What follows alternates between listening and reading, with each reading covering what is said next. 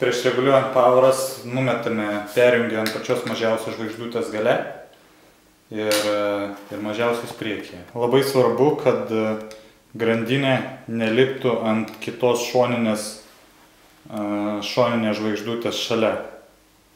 Naudosime vėlgi ribų reguliavimui du varžtus. High ir low. High reiškia, kad sunkioji pavara. Ir kad neliptų ant kitos žvaigždutės, tiesiog atlaisvinsim truputį varžtą, jog ta riba pasikeistų perjungėjo.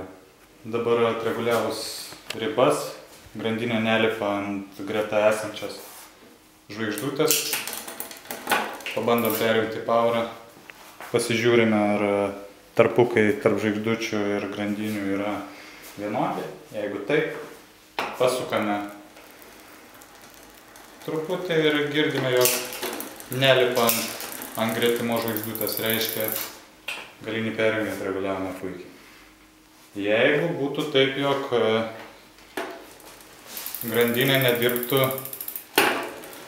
idealiai, reikia žiūrėti, kur jinai neveikia. Ar jin lipa ant didesnės priekį, ar lipa ant mažesnės apačioje.